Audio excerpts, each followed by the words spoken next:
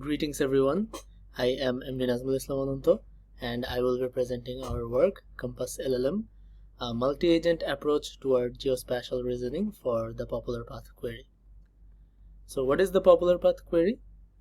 The query is basically when given a list of historical trajectories and a query, a source and a destination, we have to find the most popular path. Say for a city like Edinburgh, we have a map like this. So this is an imaginary map. Say we have 3 historical paths here. In reality, we have a lot more historical paths, like hundreds or thousands. But let's say here we have 3 historical trajectories. So when we ask that what is the most popular path from Botanic Garden to Arthur's Seat, we have to find the most frequented path that people took in the past. Then again, popular path is also considered that the path which accumulates most popular POI or point of interest, and the path that accumulates most popular road segments. So these are adopted from previous literature, the definition of popularity in a path. Now, finding a popular path is basically a search problem, but it can be a generate problem as well in this case. So in the running example, we have discussed that we want to get the most popular path from Botanic Garden to Arthur's Seat. We can see here that no particular path actually spans the entirety from our given source to the destination. So to get the path, to get the most popular path, we actually have to stitch together popular road segments of different paths, and that would be something like this. Here in this blue or cyan colored path, we can see that we have stitched together different popular road segments of different paths. So this particular problem arises in the case of sparse data, because in sparse data not all the possible edges actually exist. Now, why the popular path problem? Well, there are a lot of solutions for the popular path problem, some algorithmic and machine learning based solutions and LLM based solutions as well. Actually, machine learning based solutions perform very well, but the problem is that they need a lot of retraining, because if you want to deploy a model to a different city, then you have to retrain the model. Algorithmic approaches doesn't have that much accuracy like machine learning approaches, and LLM based solutions are getting popularity because they are dynamic, they are flexible.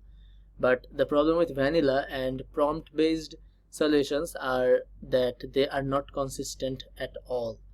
So that's why we actually propose our CompassLLM multi-agent approach. It's a training free approach, and it can significantly improve the search result, and it also solves the generate problem as well. So this is our CompassLLM. This is what it looks like. We have 4 agents: path discovery agent, which discovers our candidate paths, which discovers paths that satisfy our given query from our historical trajectory.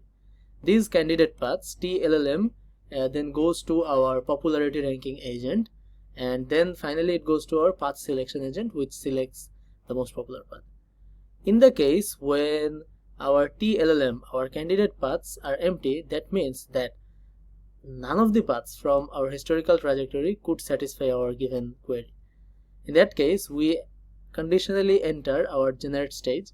In the generate stage, we rank our edges, all the edges in the historical trajectories, and then our path synthesis agent actually stitches together these popular edges. Then finally we have candidate paths again, and with those candidate paths we go back to the search stage and we do the popularity ranking and path selection. Now, these 4 agents work in unison to solve these 2 problems. The experiments we have done on 7 real-world data and a lot of synthetic data. The creation of synthetic data is explained in the paper. Our backbone models are basically 3 in number: Llama 3.1 as an open source model, GPT-4o as a closed source model, and GPT-o3 mini as a reasoning model. For the search problem, we adopted F1 as our metric because it shows the accuracy versus the ground truth.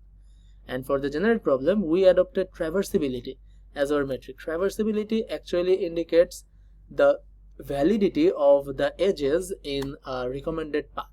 So if a recommended path have one or two edges that are not present in any of the historical trajectories, that means that that particular edge might not even exist. So that recommended path is not traversable. So traversability actually shows the validity of the path. We adopted a lot of baselines well performing, from Markov, NSR, default trip, NeuroMLR, to direct prompting, chain of thought, self-consistency, automated prompt engineering, React, reflection, LLM star, and path GPT. So here we can see the search results, the F1 results. This particular graph is from O3 mini backbone, but this trend is consistent for Llama 3.1 and GPT-4o as well. So here we can see that CompassLLM consistently outperform all the other models. Sometimes they perform well, but they are not consistent at all, and CompassLLM is the best F1 across the board. Here are the generate results, the traversability results. We can see that CompassLLM actually matches the state-of-the-art NeuroMLR that was purpose-built for this kind of generate problem. So it is great to see that CompassLLM can achieve that level of accuracy in traversability. Now about the cost, we can see that CompassLLM somewhat ties with LLM star in token, but we know that CompassLLM is superior in F1 and in traversability than LLM star. So it's a great win for CompassLLM to have the same level of cost but with greater accuracy. About scalability, we can see here that if we increase the graph size, this experiment is done on our synthetic data. So if we increase the number of POI, number of node, and number of trajectories, so if we increase our graph size, we see that a downward trend, but CompassLLM still outperforms all the other models here. In our ablation, we can see that all the agents are necessary. The absence of any particular agent actually makes our metrics less, and our performance suffers a lot. So there are some limitations and there are some scope for future works. So for example, one of the limitations is the token ceiling. Newer models have larger context windows, but then again they are limited in practice. The prompt compression is another thing, because a lot of historical trajectories have to be fed to the model. The insider prompt compression may or may not work very well with that.